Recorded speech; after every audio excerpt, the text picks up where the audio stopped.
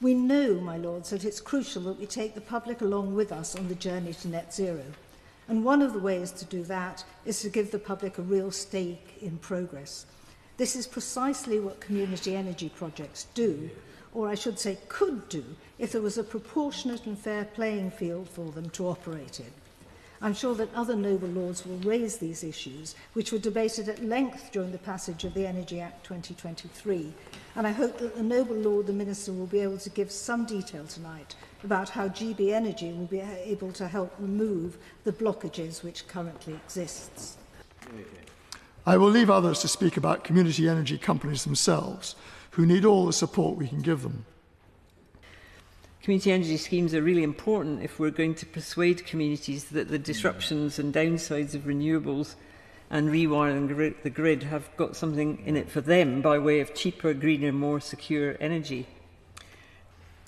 So what is most worrying about the no statutory requirement on the face of the bill for GB Energy to support community energy is that Jürgen Mayer, who was much praised by the Minister as the chair of GB Energy, is already on record as saying at a parliamentary hearing that he didn't believe that community energy had the potential to generate gigawatts. Well, this is totally at odds with the assurances given by the government and if both in the manifesto from Labour and during the passage of this bill in the other place.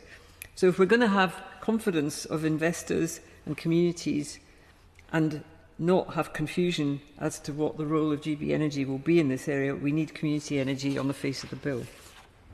Other elements are missing from the bill altogether. Community energy is something that we on these benches will be concentrating on a lot.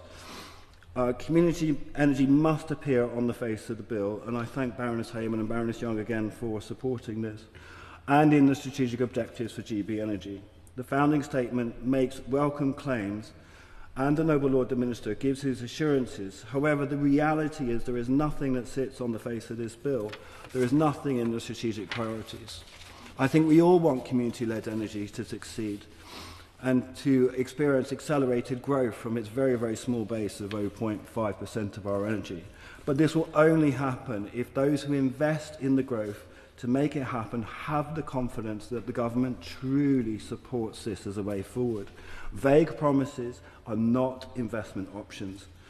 Real worth investment in this sector requires firm commitments from the government.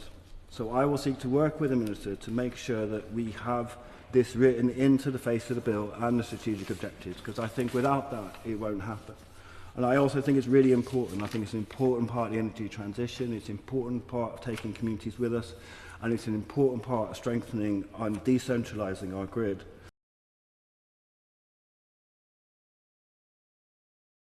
My Lords, I think one has to be very careful not to constrain the ability of GBE, both in its operational independence and its ability to spot the technologies that actually need supporting.